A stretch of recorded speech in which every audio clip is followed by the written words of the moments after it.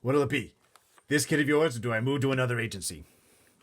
I remembered how my father lost the Juicy O account because of Fudge. Now, maybe he'd lose this one, too. And I don't think he can afford that. Finally, my father said, "All right, George, you can use him. On one condition, though." "What's that, Hatcher?" Mr. Vincent asked. "The commercial has to be made this afternoon. After today, my son Fudge won't be available." "That's fine with me, Hatcher." "Is it going to get paid?" I asked my father. "I'll worry about that, Peter," my father said. That probably meant yes, he'd be paid and had lots of money in the bank. I'd have nothing. And someday I'd have to borrow from him. No, wait a minute, never. I'll never borrow money from Fudge. I'll starve first. "Can I at least watch when you make the commercial?" I asked.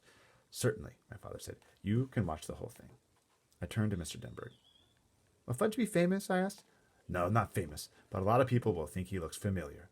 "Oh, this is not Mr. Vincent. This is Mr. Denberg." "No, not famous, but a lot of people will think he looks familiar," Mr. Denberg said. I turned to Mr. Vincent. "Do you know he has no front top teeth?" "That's part of his charm," Mr. Vincent said. "And he cut all of his hair off 2 months ago?" "Well, he looks fine now," Mr. Vincent said. "And he can't even talk in long sentences yet?" I told everybody in the room. "He doesn't have to say a word," Mr. Vincent told me. I couldn't think of any other reason. By the way, it seems like Peter's trying to sabotage Fudge's chances there. I couldn't think of any other reason why Mr. Vincent shouldn't use Fudge in his Toddlebite commercial. It was settled. Soon Fudge would be a famous television star, and I would be plain old Peter Hatcher. 4th grade, nothing. "Let's begin right after lunch," Mr. Denberg said. "We should get it filmed in about 2 hours." When my father and Mr. Denberg worked out all the arrangements, I asked Janet where the men's room was. She walked me to it. I told her thank you and that she didn't have to wait. I'd find my own way back. When I was safely inside, I looked at myself in the mirror. I wish Fudge had never been born, I thought. Everything good always happens to him. If he had to be born, I wish he could be 9 or 10 like me. Then Mr. Vincent wouldn't want him to be the one to ride the Toddlebike in his commercial. Jealous much? Janet sent down to the coffee shop for some sandwiches and drinks. After we ate, we all walked to another section of the agency where the cameras were set up. A make-believe street scene was the background. The Toddlebike was shiny red. My father told Fudge all he had to do was ride it around. Fudge liked that. He zoomed all over the place. "Vroom, vroom, vroom," he called. My father, Mr. Vincent, and Janet sat on the folding chairs and watched the action. I sat on the floor at my father's side. Mr. Denberg was the director. He said, "Okay, Fudge, we're ready to move now. You ride the Toddlebike where I tell you, and I'll take a picture of it. Are you doing it all right?" "No." What does he mean, Hatcher?" Mr. Vincent asked. "Why did he say no?" Oh, man, Mr. Vincent didn't know very much about Fudge when he picked him. My father groaned. "Look, George, using Fudge was your idea, not mine." Mr. Denberg tried again. "Okay, Fudge, this is it." The cameraman said, "Start riding this way. Ready, set, go." Fudge sat there on the Toddlebike, but he wouldn't pedal. I guess it does have pedals. Maybe it has 3 wheels? "Come on, kid, let's go," the cameraman called. "No, I don't want to," Fudge answered.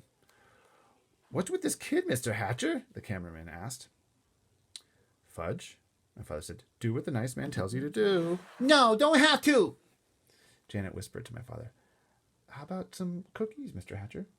"Good idea, Janet," my father told her. "I have some Oreos right here," she said, patting her pocketbook. "Shall I give them to him?" "One at a time," my father said. Janet walked across the room to Fudge. He was still sitting on the Toddlebike. "If you do what the nice man says, you can have a cookie," Janet told him. "Show me." "Show me," Fudge said. Janet held up a box of Oreos.